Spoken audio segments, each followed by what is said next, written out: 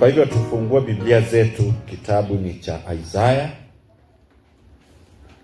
mlango wa 9.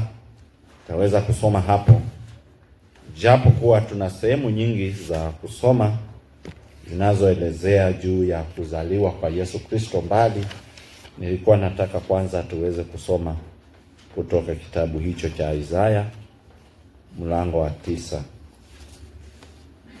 The book of Isaiah and chapter 9, we'll read from verse 1 going downwards. Isaiah 9. Lakini yeye aliyekuwa katika dhiki hata kosa changamko. Hapo kwanza aliingiza nchi ya Zabuloni na nchi ya Naftali katika hali ya kudharauliwa, lakini zamani za mwisho ameifanya kuwa tukufu, karibu na njia ya bahari, ng'ambo ya Yordani, Galilaya ya mataifa. Watu wale waliokwenda katika giza wameona nuru kuu. Wale waliokaa katika nchi ya uvuli wa mauti, nuru kuu imewaangaza. Umeliongeza taifa, umezidisha furaha yao. Wanafurahi mbele zako kama furaha ya wakati wa mavuno, kama watu wafurahivyo wagawanyapo nyara. Kwa maana umeivunja nira ya mzigo wake, na gogo la bega lake, na fimbo lake, yeye aliyemwonea, kama katika siku ya Midiani.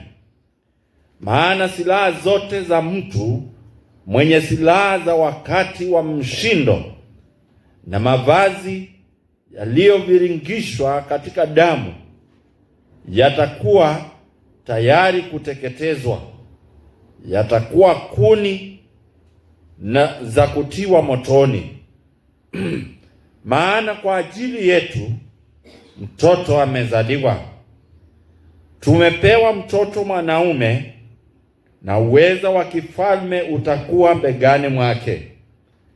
Naye ataitwa jina lake Shauri wa Ajabu, Mungu mwenye nguvu, Baba wa milele, Mfalme wa amani. Maongeo ya enzi yake na amani hayatakuwa na mwisho kamwe. Katika kiti cha enzi cha Daudi na ufalme wake, kuuthibitisha na kuutegemeza kwa hukumu na kwa haki, tangu sasa na hata milele. Wivu wa Bwana wa majeshi ndio utakao tenda hayo. Bwana alimpelekea Yakobo neno, likamfikilia Israeli. Nao watu wote watajua, yaani Efraimu na yeye akaaye Samaria, wasemao kwa kiburi na kwa kujisifu nafsi zao, matofali yameanguka, lakini sisi tutajenga. Kwa mawe yaliyochongwa, mikuyu imekatwa, lakini sisi tutaweka mierezi badala yake. Kwa sababu hiyo Bwana atawainua adui za Waresini juu yake, naye atawachochea adui zake, Waashuri upande wa mbele na Wafilisti upande wa nyuma. Nao watamla Israeli kwa kinywa kilicho wazi. Pamoja na hayo yote, hasira ya Bwana haikugeukia mbali, lakini mkono wake umeoshwa hata sasa. Tuombe. Mungu wetu, tunakushukuru mchana wa leo, kwa maana imekupendeza kutuwezesha kuwa mahali hapa, mahali ambapo tumepatenga kwa utukufu wa jina lako, kuwa mahali pa kukuabudia. Tunakushukuru kwa matendo yako makuu. Tunakushukuru kwa Yesu Kristo Mwokozi wetu, ambaye alichukua mwili wa binadamu ili aweze kufananishwa nasi, atoshee kuweza kusimama mahali petu, ili aweze kupata thawabu ya dhambi zetu, Bwana, ili nasi tupate kupona. Tunakushukuru kwa nafasi hii Bwana, nena nasi kupitia kwa neno lako. Mungu wa mbinguni uinuliwe na utukuzwe. Kwa jina la Yesu Kristo tumeomba, amen. Wakati huu ambapo tunaelekea wakati wa Krismasi, ni wakati ambapo tunasherekea wakati ambapo Kristo alichukua mwili wa binadamu.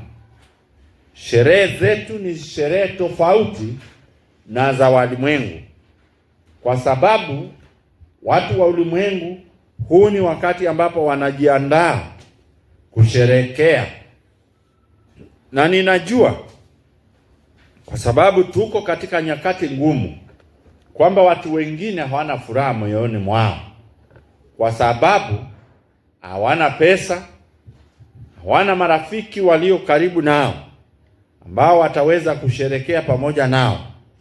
Bali sisi ambao tunajua kwamba tunasherekea siku kuu ambayo Mungu aliweza kumleta Kristo aweze kuzaliwa na Bikira Mariamu, ni siku ya furaha ambayo hatuhitaji pesa ili tuwe na furaha, hatuhitaji marafiki ili tuwe na furaha, bali pia Mungu ndiye furaha yetu.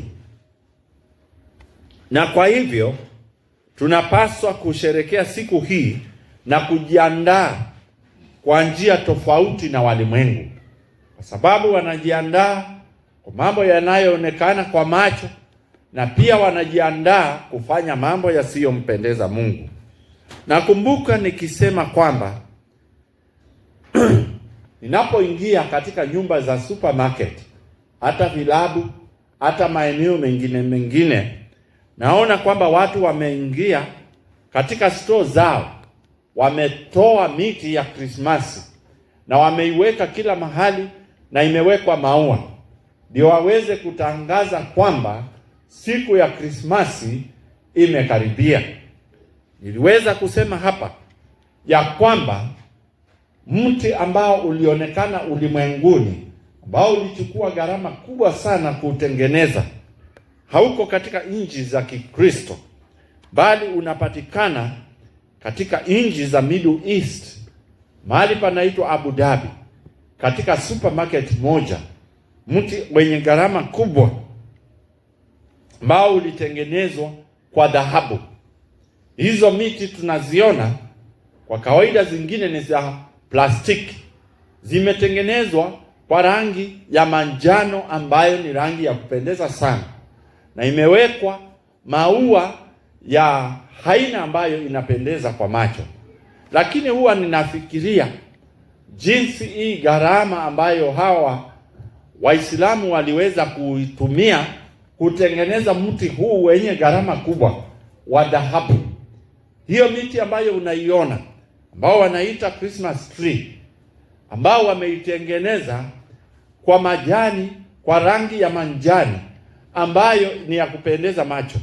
Je, huu mti ambao tunasema ama tunaambiwa ya kwamba uliweza kutengenezwa kwa dhahabu ni wa maridadi namna gani? Bali mti huu ambao unapatikana katika nchi ya Kiislamu hauwezi kuonyesha kwamba wanamtambua Kristo kwa namna yoyote. Na kwa hivyo hii ni dhihirisho wazi ya kwamba sherehe zetu na sherehe zao ni tofauti, kwa sababu wanasherekea Mungu ambaye hawako na yeye. Wametumia gharama kubwa kutengeneza mti wa Krismasi wa dhahabu, lakini hawamheshimu Kristo na kazi yake ya msalaba. Basi inatupasa sisi ambao tumemwamini Kristo tuweze kujikaza, tuweze kuona furaha tuliyo nayo ambayo inatukumbusha jinsi ambavyo Mungu alitukumbuka akaweza kumtuma mwanao Yesu Kristo, akaja duniani akauchukua mwili wa binadamu, akafa kifo chetu. Ni jambo ambalo tunaweza kuliangalia kwa macho ya namna ya jinsi ambavyo Mungu aliweza kufanya kwa sababu ya dhambi zetu. Kristo ambaye alikuja na hakusahau hata kidogo, hata siku moja, sababu ambayo alikuwa anakuja kufanya. Ile kazi ambayo ilimleta ulimwenguni hakuisahau hata siku moja. Yale mambo yote aliweza kufanya, akachukua mwili wa binadamu, akawa kama mimi na wewe, akiwa binadamu, akawa kama sisi. Lakini yatupasa tuelewe jambo hili moja, ya kwamba hakuwa na dhambi. Christ had no sin in him. Hakuwa na dhambi. Na hii ni tofauti kubwa ambayo tunaiona katika maisha ya Kristo. Dhambi ndiyo tofauti kubwa katikati yetu na Kristo Yesu, kwa sababu yeye aliweza kutimiza sheria zote za Mungu, all the demands of the law. Alitimiza zote. Sisi tulishindwa katika Adamu. Katika Adamu tumeshindwa na kutimiza sheria ya Mungu. Lakini Bwana na atukuzwe, kwa sababu walio ndani ya Kristo wameoshwa dhambi zao, na kwamba wamekubalika mbele za Mungu. Na kwa hivyo sisi tulio wanadamu katika Adamu tumeanguka katika dhambi, na kama Yesu Kristo si mwokozi wa maisha yako, basi dhambi zako ziko juu yako. Na kwa hivyo tutaweza kuangalia mambo tofauti tofauti. Kwanza tutaangalia jambo la vile Yesu Kristo aliweza kuchukua mwili wa binadamu, ile tunaita incarnation, the incarnation. Pili, tutaweza kuangalia jinsi ambavyo Kristo aliweza kukaa maisha ya dunia kama sisi, mateso yake,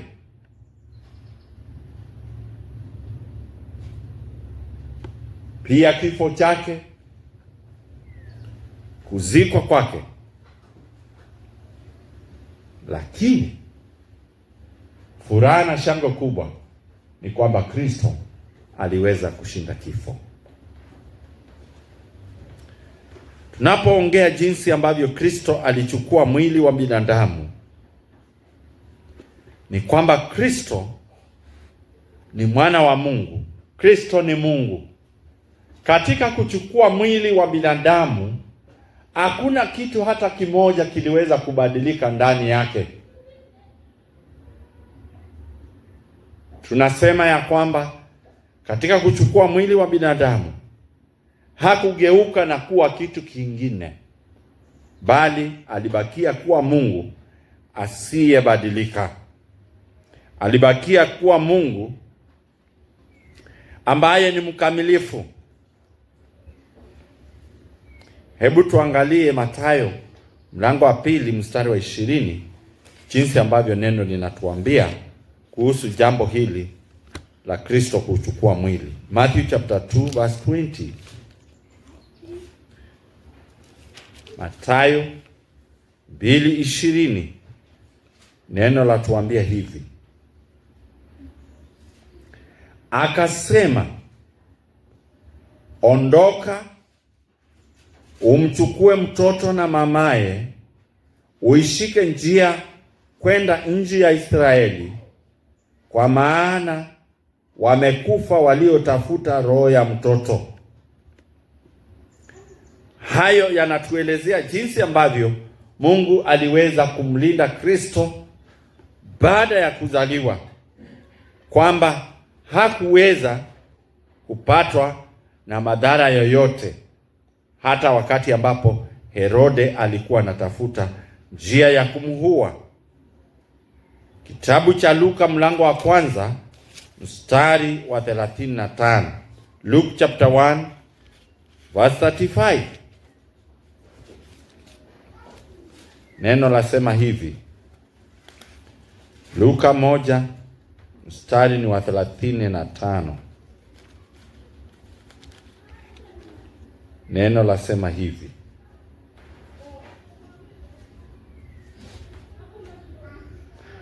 Malaika akajibu akamwambia, Roho Mtakatifu atakuja juu yako, na nguvu zake aliye juu zitakufunika kama kivuli.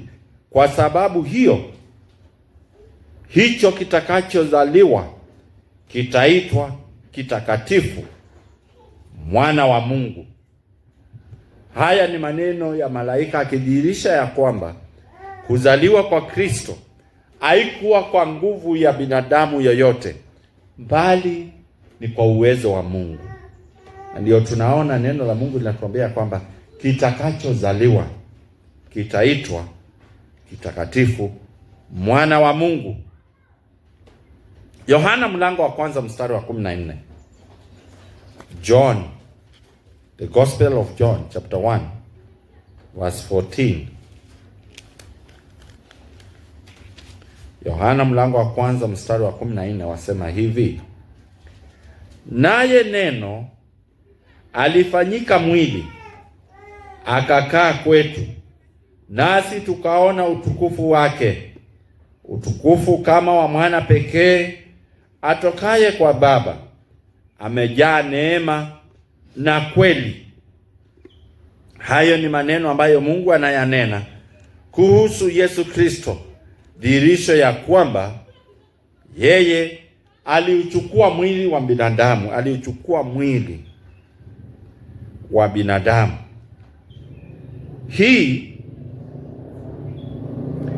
hatuwezi kusema hata kidogo kwamba ilimshusha Kristo kwa namna yoyote.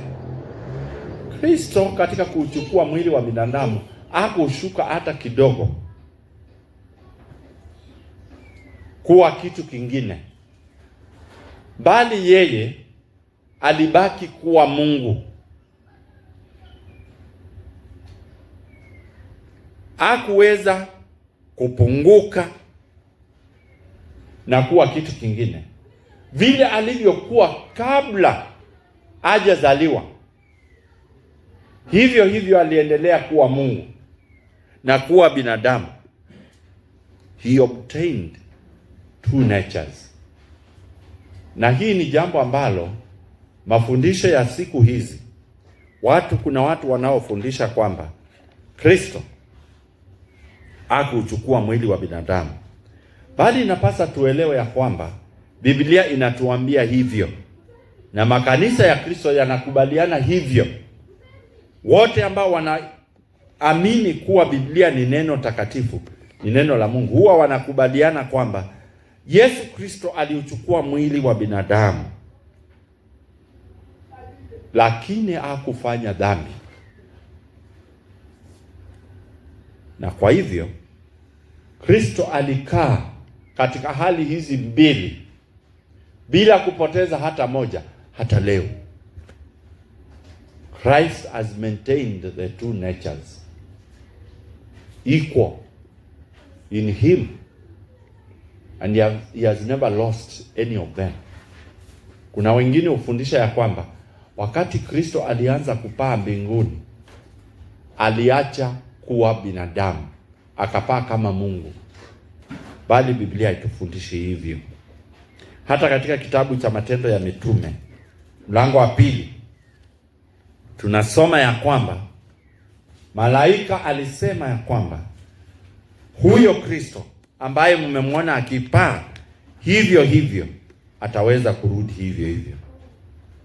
Hebu angalia Matendo ya Mitume mlango wa 2 mstari wa 30. Acts of the Apostles chapter 2 verse 30. Alichukua mwili wa binadamu na Mungu alimthibitisha kwa hayo.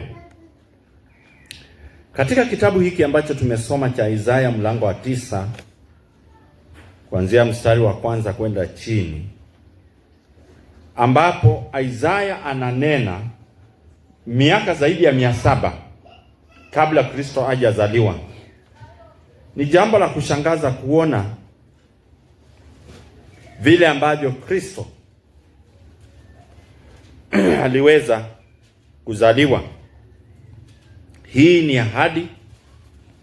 Hii ilikuwa shuhuda ambayo Mungu alitupatia. Na kwa hivyo yatupasa tuwe na furaha kwa siku ya Krismasi. Tunapokumbuka siku ya Krismasi, mioyo yetu isikumbuke sana vyakula, bali tukumbuke ya kwamba Mungu ametukumbuka. Lakini yanipendeza kuona mistari ambayo imeandikwa hapo mlango wa 2, mlango huo wa 9 kuanzia mstari wa 2. Watu wale waliokwenda katika giza wameona nuru, wale waliokaa katika nchi ya uvuli wa mauti nuru imewaangazia. Umeliongeza taifa, umezidisha furaha yao. Wanafurahi mbele zako kama furaha ya wakati wa mavuno, kama watu wafurahivyo wagawanyapo nyara. Hiyo ni mistari ambayo inanena juu ya Kristo, ambapo naweza sema mistari hiyo inaongea juu yangu. Kama bado hujamwamini Kristo, sijui unaweza kusemaje, lakini naweza sema mistari hii inaongea juu yangu, ya kwamba upo wakati ambapo niliketi katika giza, lakini wakati ukafika kwamba nuru ya Kristo ikaniangazia. This is a promise, a prophecy that was said by God to his people. Ukiangalia katika Isaya mlango wa 7 mstari wa 14, utaona matabirio ambayo Isaya ananena kwamba Kristo atauchukua mwili wa binadamu na kwamba ataweza kuonekana kuwa Mungu. Na nilisema wazi ya kwamba hii haikumfanya katika hali yoyote kushuka na kuwa kwamba si Mungu. He had a real human soul, a physical body. Kwa sababu tunasoma ya kwamba alionekana na watu, alionekana, watu waliongea na yeye. So he had a physical body. Wengine husema ya kwamba hakuwa na mwili kama sisi, but inatupasa tuelewe na tukubali ya kwamba Biblia inasema ya kwamba Kristo alichukua mwili. Alifanya mambo kama yale tunafanya, kwamba aliomba, aliweza kukasirika. Ajabu ni ya kwamba sisi tukikasirika, wakati umekasirika kabisa, kile unafanya kinadhihirisha kwamba wewe ni mwanadamu. Kama si dhambi, hakuna kitu kizuri unaweza fanya. Lakini Kristo alipokasirika, wakati Yesu aliingia katika hekalu, akapata watu wanafanya mambo yasiyompendeza Mungu katika hekalu, wakiuza vitu Vile alifanya, aliwafukuza, lakini alinena neno la Mungu. He quoted from the scriptures. My Father's house will be a house of worship. Worship. Itakuwa nyumba ya kumwabudia Mungu. Kwa hivyo Yesu katika hasira yake hakufanya dhambi. Sisi katika hasira yetu hatufanyi mapenzi ya Mungu. Hiyo ni tofauti kubwa ambayo tunaiona katika maisha yetu ya kila siku. Christ was God, having two natures, but he never sinned. Alipendezwa katika mambo mazuri. Alifanya kazi katika jua. Yeye aliweza kukua kama vile wanadamu. Aliweza kulala. Tunasoma katika kitabu cha Mathayo, hata katika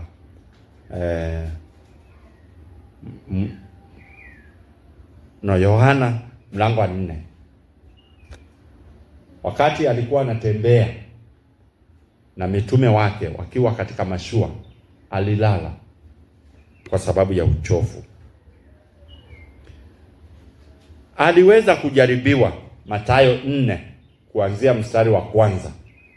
He was tempted just like us, but he never sinned. He was tempted just like us, but he never sinned. He went through sufferings. He suffered. Aliweza kuteswa. Alikuwa na damu, kwa sababu pale msalabani tunaona wakati aliwekwa ile misumari, damu ilitoka. Wakati alipigwa, damu ilitoka. Na wakati alichomwa with that spear, what happened? Blood mixed with what? Water came out. Haya ni mambo ambayo yanatudhihirishia kwamba Kristo alikuwa Mungu na alikuwa binadamu. He possessed human nature. He died.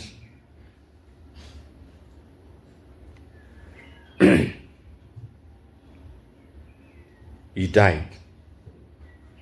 He was buried, as we read in Matthew 27. Alizikwa. Mathayo ananena haya wazi. Yeye mwenyewe alishuhudia kwamba alikuwa binadamu. Na kwa hivyo tunaposherehekea siku ya Krismasi, sababu sasa mioyo na akili za watu zimeanza kufikiria, zimejaa watu kufikiria Krismasi nitakuwa wapi? Krismasi nitafanya nini? We as Christians, we must be different. Inatupasa tuwe tofauti. Hebu jiulize, kuna tofauti gani katikati yako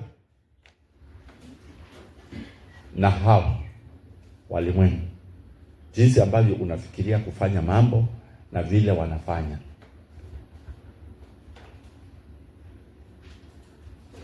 Watu wa ulimwengu wanajiandaa kufikia siku ya Krismasi. Wengine wakunywe pombe sana, watumie pesa nyingi, wakusanyike na marafiki, wafurahie kukula pamoja, wakusanyike na familia zao, wakule pamoja. Is Christ the key to your Christmas? Kwa sababu bila Kristo Krismasi haiko. Walimwengu wameichukua kama siku ya kujifurahisha sana, lakini kwetu sisi lazima iwe tofauti. It must be different. It must be different. How are you planning to celebrate?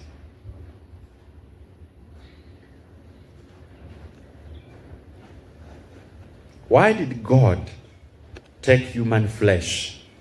Kwa nini Mungu akachukua mwili wa binadamu?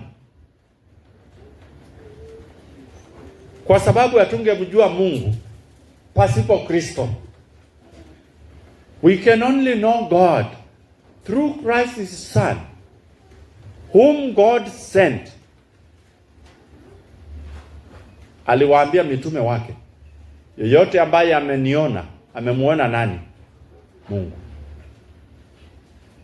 If you have seen God,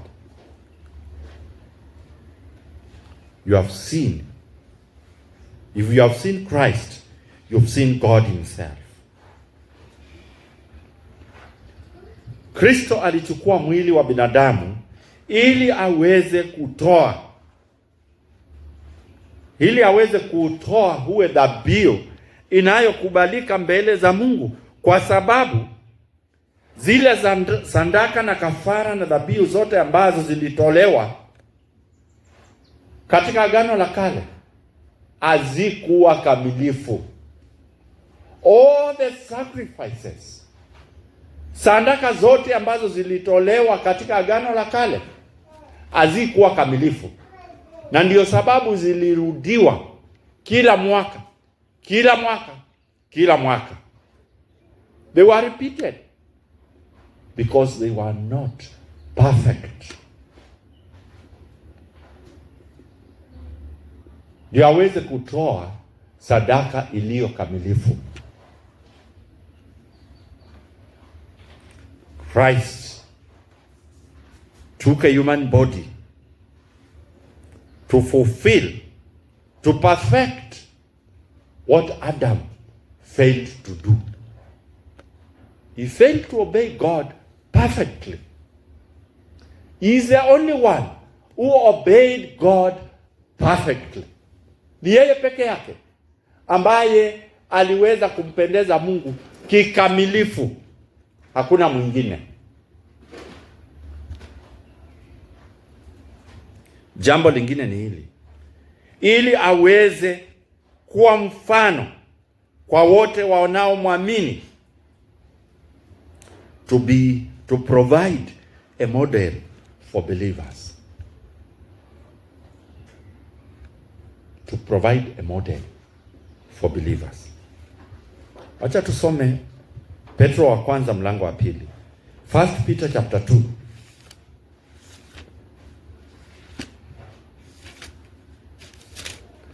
First Peter chapter 2 verse 21.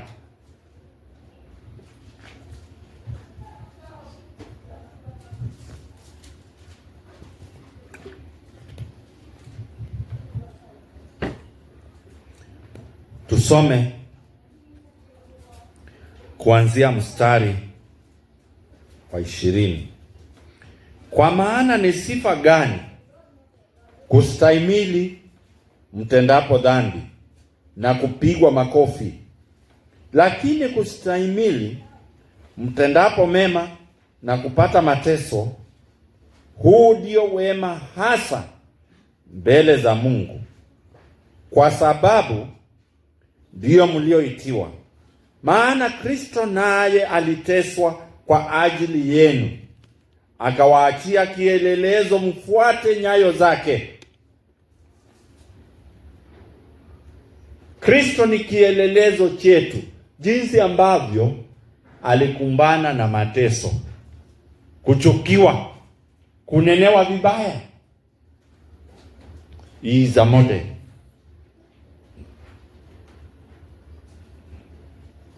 Je, Kristo ni mfano kwako jinsi ambavyo aliteswa?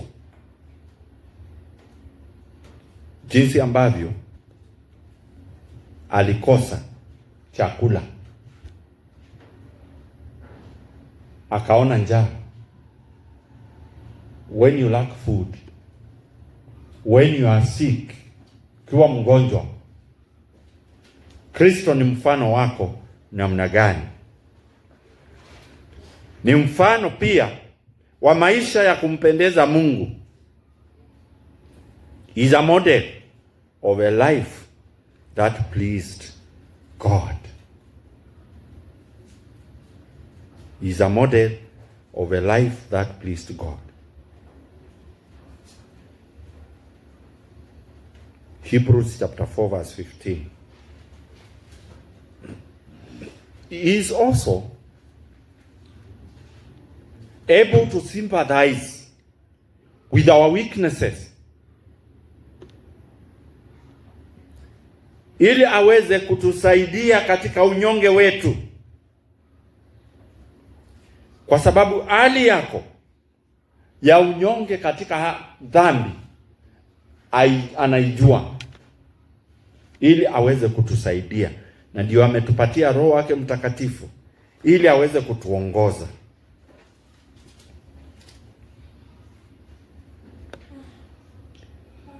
Pia aliweza kuchukua mwili wa binadamu ili aweze kuwa kuhani ambaye anafanana na sisi. To be a priest who is likened with us. Hawe kuhani ambaye anafanana nasi, ambaye atosha kutoa dhabihu iliyo kamilifu. Wengi ambao hawamwamini Kristo ukataa mifano hii, lakini ni vizuri tujue ya kwamba yeyote anayekataa mafundisho haya hana sehemu katika ufalme wa Mungu. Na kwa hivyo inatupasa tusiwe kama Herode. Tusiwe kama Herode. Herode alisikia habari za kuzaliwa kwa Yesu. Hebu jiulize, siku hiyo ya Krismasi, asubuhi hiyo, nini kimejaa katika akili ya watu? Do people think about God becoming man to represent them, to take their sins, to take their weaknesses, to represent them before God? A day of representation, a day of salvation. Watu wakumbuki hiyo.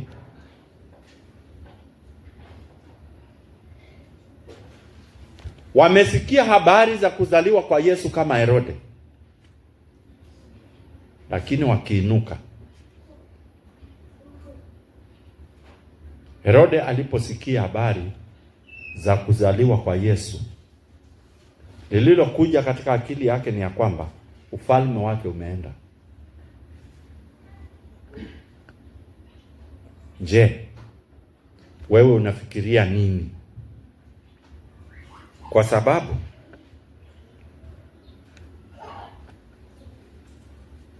ijapokuwa kulikuwa na furaha, mbali kulikuwa na kilio pia.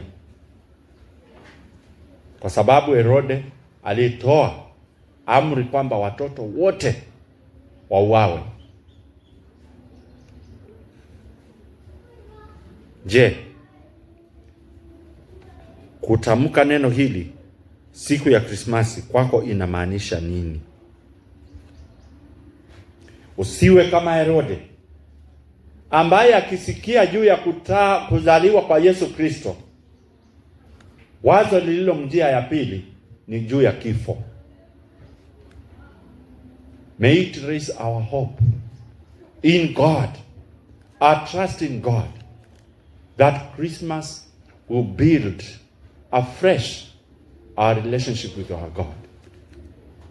Itujenge kuwa imara katika kutembea na Mungu kwa mwaka ujao. Tufikirie Christmas kama kitendo ambacho Mungu anatenda kwa sababu yetu. Think of Christmas as an act of God because of us, because of our sins. Kwa sababu Mungu aweza kuwaokoa watu wote. Christmas marks a beginning of salvation. Marks a beginning, marks a fulfillment of a journey that was begun in Genesis. Salvation fulfilled.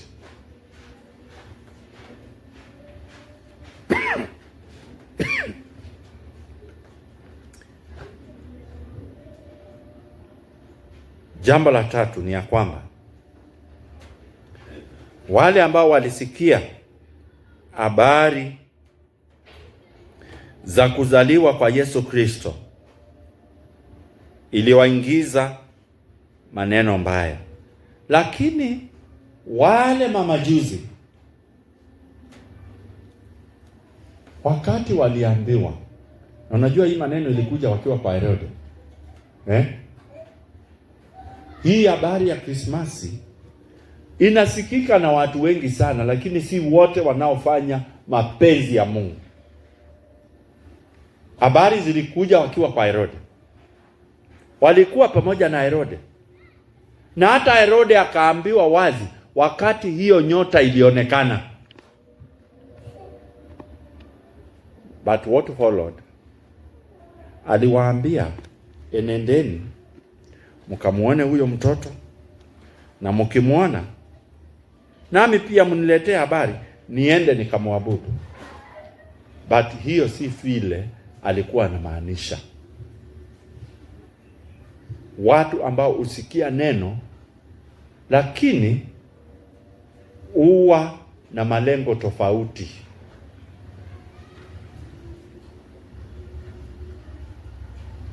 Mamajuzi waliposikia habari hii waliondoka wakaenda zao.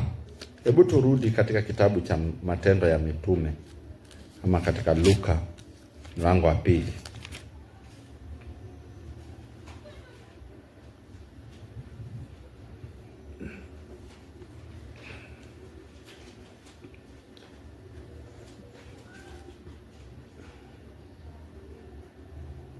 Nitaanza kusoma mstari wa 8. Luke chapter 2 verse 8. Na katika nchi ile walikuweko wachungaji wakikaa makondeni kulinda kundi lao kwa zamu usiku.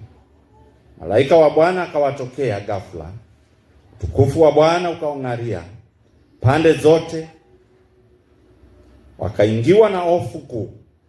Malaika akawaambia, msiogope, kwa maana mimi nawaletea habari njema ya furaha kuu itakayokuwa kwa watu wote. Maana leo katika mji wa Daudi amezaliwa kwa ajili yenu Mwokozi, ndiye Kristo Bwana. Na hii ndiyo ishara kwenu, mtamkuta mtoto mchanga amevikwa nguo za kitoto, amelala katika hori la kulia ng'ombe. Mara walipokuwapo pamoja na huyo malaika, wingi wa jeshi la mbinguni wakamsifu Mungu kwa kusema, atukuzwe Mungu juu mbinguni na duniani iwe amani kwa watu aliowaridhia.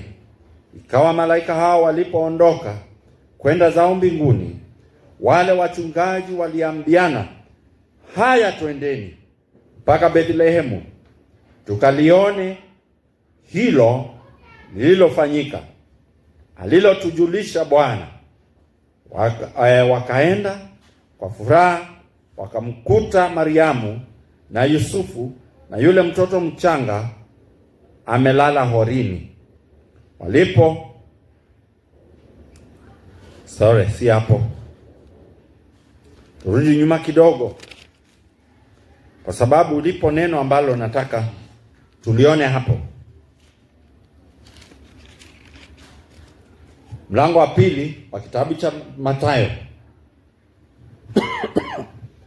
Yesu alipozaliwa katika Bethlehemu ya Yuda, zamani za mfalme Herode, tazama mamajusi wa mashariki walifika Yerusalemu, wakasema, yuko wapi yeye aliyezaliwa mfalme wa Wayahudi? Maana tuliona nyota yake mashariki, nasi tumekuja kumsujudia. Basi mfalme Herode aliposikia hayo, alifadhaika, na Yerusalemu pia pamoja naye. Akasanya wakuu wa makuhani wote na waandishi na watu, wakatafuta habari kwao, Kristo azaliwa wapi?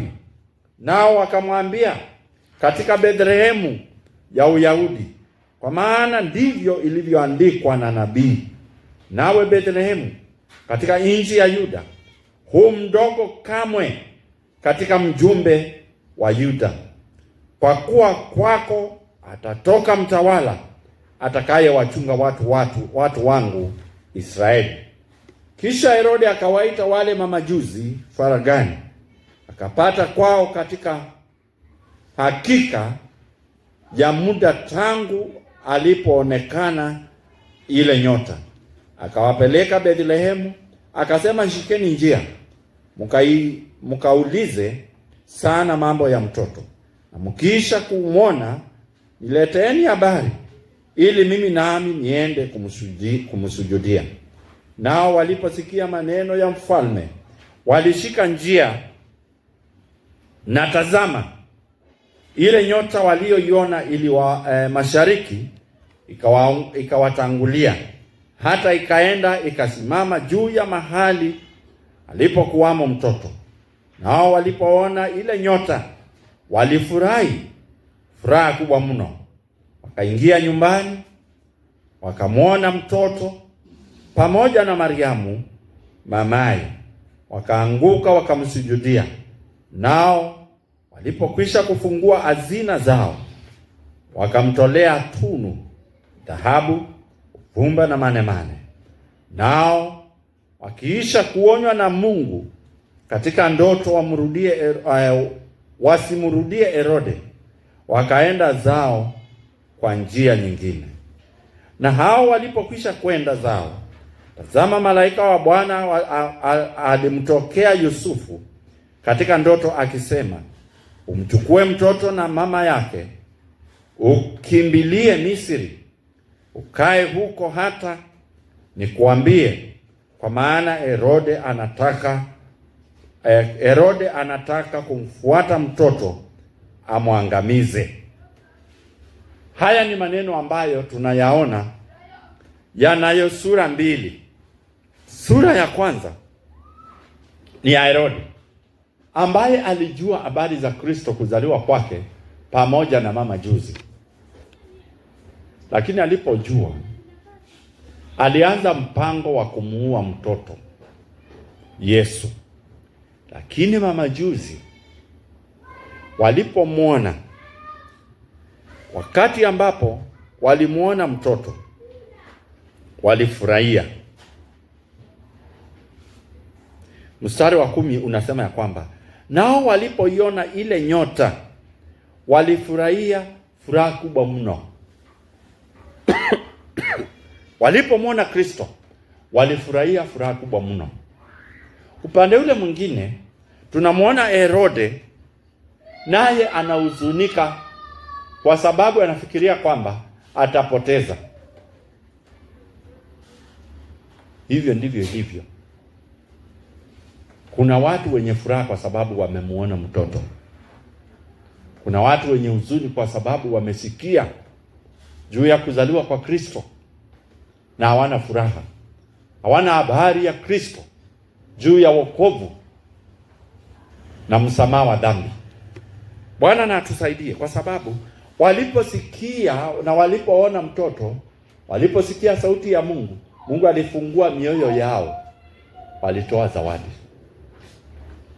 Ndio tunasoma ya kwamba walitoa zawadi, dhahabu, uvumba na manemane. Mstari wa 11 unasema ya kwamba wakaingia nyumbani wakamwona mtoto pamoja na Mariamu mamaye, wakaanguka wakamsujudia.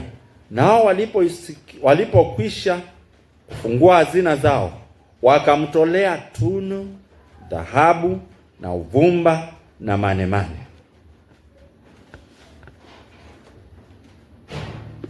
Kristo akitajwa wakati wa Krismasi, je, mambo ya ibada huja kwako? Kwa sababu walipoingia katika nyumba hile, wakamwona mtoto amelazwa katika hori la ng'ombe, walimsujudu, walitoa zawadi zao. Uko tayari kumtolea Mungu zawadi? Mambo ambayo tunatakiwa kuyaelewa hapa ni ya kwamba tunatakiwa kujinyenyekeza chini ya neno la Mungu ambayo ametufundisha. We must learn to submit to the provided word of God. Matthew chapter 11 verse 28. Matthew 11:28. Hebu tusome hapo.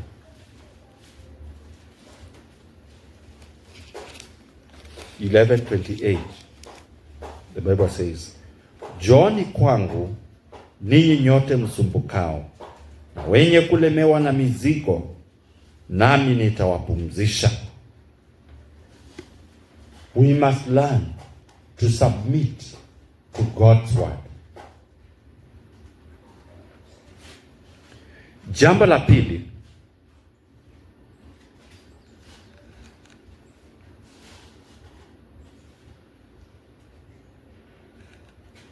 lazima tuelewe kwamba mamlaka na viti, sifa za dunia hii asiwezi kuokoa mtu yeyote. Herode alisikia habari za kuzaliwa kwa Kristo pamoja na wale mamajuzi, lakini hakulitii neno la Mungu, bali alianza kufanya mipango ya kumuua Kristo. Wale mamajuzi waliposikia habari za kuzaliwa kwa Kristo, walitii neno la Mungu. They heeded to the word of God. They submitted. We must learn to submit. Even tusiwe na kizuizi. Baraka ambazo Mungu ametupatia isiwe kizuizi cha kuzuia kumwabudu Mungu ipasavyo wakati wa Krismasi. Unaweza kuwa memba wa kanisa kubwa, unaweza kuwa memba wa kundi kubwa la watu ambao wamekusanyika siku hiyo, lakini ukose kumwona Mungu kwa sababu bado hujaokolewa. Mwamini Kristo, kwa sababu Mungu hatakubali ufalme wake kuangushwa na yoyote. He said he will build his church and the gates of hell will not prevail against it. Hakuna yoyote ambaye ataweza kuharibu kanisa la Mungu. Herode alitafuta njia.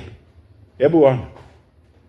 Herode alitafuta njia, akafuata kumuua Kristo, lakini hakuweza until akakufa yeye mwenyewe. And God spoke to Joseph about the baby. Ni lazima tujiandae, kwa sababu Mungu hatakubali ufalme wake uangushwe na mtu yeyote. Mungu alimtuma mwanao kwa ulimwengu ambao umeanguka na kupotea katika dhambi, ili aweze kutuokoa, ili kuwe amani katikati yetu na Mungu. May God help us that during this Christmas moments we will be those who have heard God's word. Wale ambao wamesikia neno la Mungu na wameitii. Wale ambao wamesikia neno la Mungu na kufanya mapenzi yake. Wale ambao wamesikia neno la Mungu na hata pia wako tayari kutoa hata zawadi zao. Forsaking your comfort to please God. Ulimwengu unatafuta mambo ya kujifurahisha, waweze kujifurahisha wenyewe. Sisi inatupasa tutafute mambo ya kumpendeza Mungu. Amen. Tuombe. Mungu wetu, tunakushukuru. Unatupenda, unatujali. Nashukuru kwa jinsi ambavyo uliweza kumtuma Kristo aje duniani achukue mwili wa binadamu, akateseka mateso ya kila aina, bali akaenda pia msalabani kwa ajili ya dhambi zetu.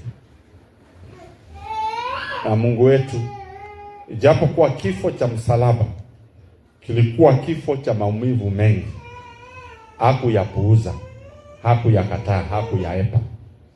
Aliyavumilia yote kwa sababu yetu. Bwana, tusaidie ili tuwe wale ambao wameelewa habari hii ya kuzaliwa kwa Kristo. Tusikimbilie sherehe na kujifurahisha na kusahau kwamba ni siku ambayo Mungu amewakumbuka watu wake walio katika giza ya dhambi. Katika jina la Yesu Kristo. Amen.